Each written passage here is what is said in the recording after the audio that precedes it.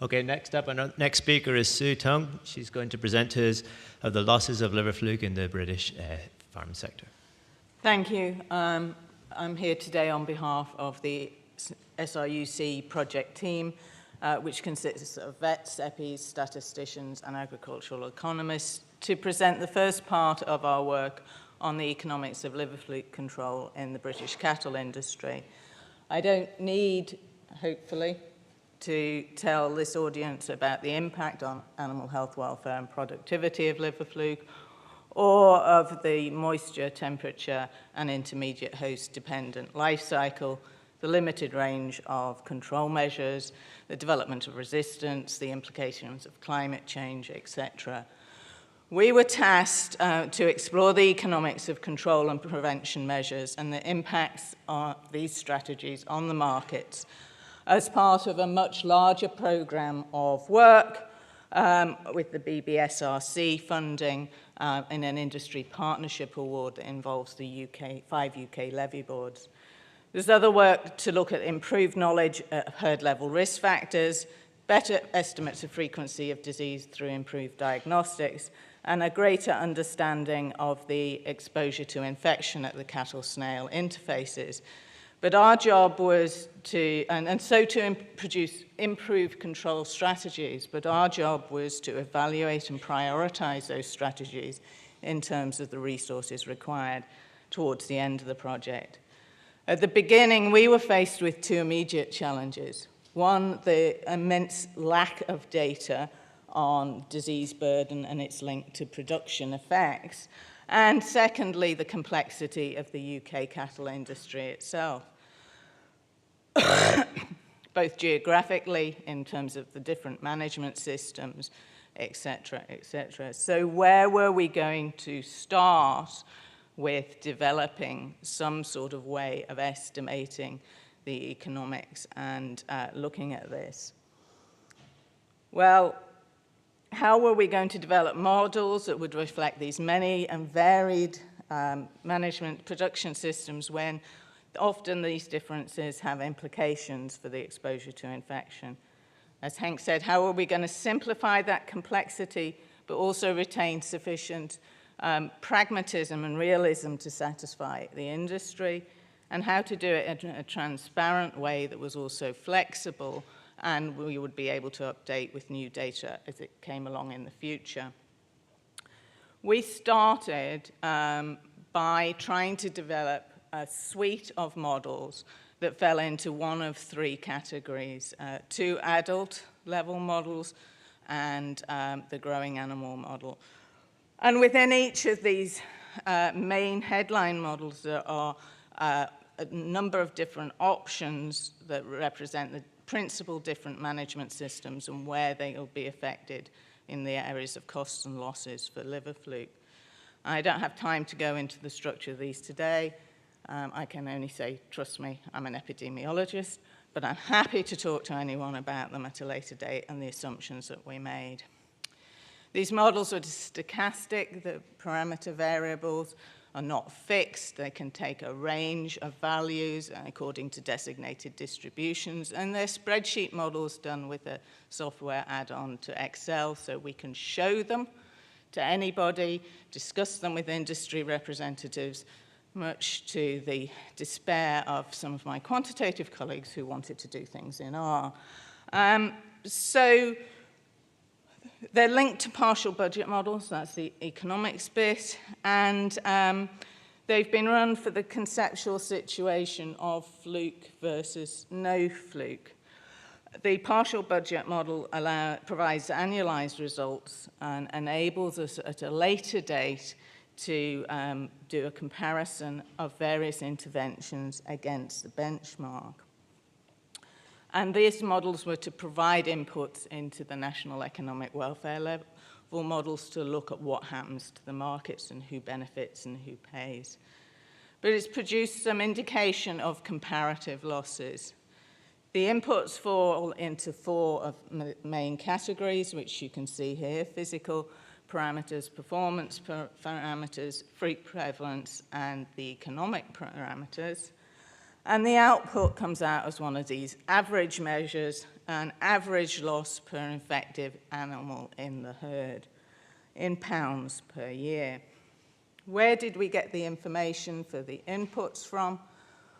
Well, anywhere we could, and we'd be happy to have any new data that anybody has got out there from studies and update it as we go along.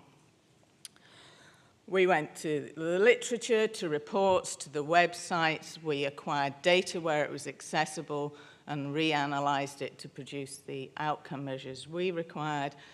But a lot of it, and the absolutely vital part to it, was our industry interfaces. These are with meetings with stakeholders, with industry representatives, with vets as well. And they provide not only expert opinion, but also the ability to say, oi, that doesn't really match our expectations. So sort of sanity check and ground truthing. So we come to the outputs. Anybody here who's going to expect some pounds figures, I'm afraid I'm going to disappoint you today. Because this is a conceptual situation of fluke versus no fluke. I didn't want any numbers to be taken out of context and misinterpreted and used elsewhere. So we're just going to look at them against each other. So in the dairy model, as you would expect, excuse me, losses increase as the annual average herd milk yield increases. Now, these categories here were chosen because they were categories we had distributions for herds at the national level for doing the next stage in the process. The overall value comes out at a lower level of losses here. For the beef suckler cow herd model, then the autumn-winter calving suckler herds have lower losses than the spring-summer calving herds. And if we put all these adult models together on the same graph, this is a sort of indication, 0 losses at the top, increasing losses going down the scale there.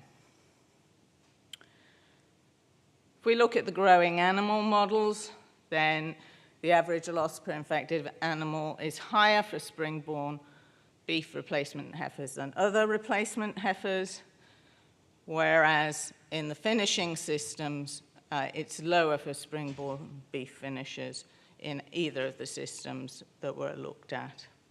And again, if we put those all together, you can see where they are in comparison to each other again here. The scale down the side is actually different than the adult models. The diamonds are the replacement heifers, the squares are the 18-month systems, the triangles, the 24-month systems, and I hope you guess by now what my colors represent. So we also did a sensitivity analysis, and this is where you hold all the other parameters other than the one you're looking at in the model stat at the same value, and you change the value of the one you're looking at and see how much changing the value of that parameter changes the output. Does it have a huge influence on the output or not? And I don't expect you to read or interpret all the details of this. I've pulled out, or any of these plots, so I've pulled them out, and we've just got the 3 highest, the 3 variables that influence the model the most. Now, these then mean these are areas you either want to go and improve the data if you're not happy about the data that you've got and the variables, or they're areas that you might think of, if they're appropriate, to be things that you would want to change in a control program. Now, in the dairy model, most of the influential parameters are those, as you can see, around these sort of costs and production effects, whereas in the spring-summer calving suckling herd, it's more about the actual prevalence of fluke that has the effects, bigger driving effects on the model. But that's different in the autumn-winter calving herd, where you're back to the actual link to the production effects. And in the finishing systems, it's back to the effect of prevalence at entry or actually within the system. So what next? Well, we've made the first steps here into the maze towards our ultimate aim. We have started using this information to put it into the national economic welfare models. We've developed one for the dairy industry. We're having a bit more difficulty with developing them for the beef industry. And we're waiting for our other collaborators to come up with some interventions, some control strategies, which we'll then put back into the models and see how we can rank them and what the resource effects are there. There are another 18 months, 2 years of this project to go. Hopefully at the end we will come up with some improved control strategies for liver fluke infection in cattle in the UK. However, what we would like to do, having developed these models, which are a research tool, is we would like to know, is there a call for us to do some work to adapt them for use into the sort of tools that Hank was talking about for use for vets for discussion with farmers? Because if there is, then we can look at doing that. But there's no point, if there's no demand for it, in us putting that effort into it.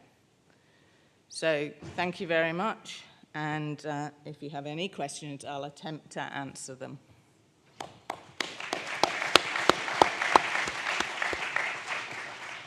Thank you very much, Sue. Does anybody have any questions?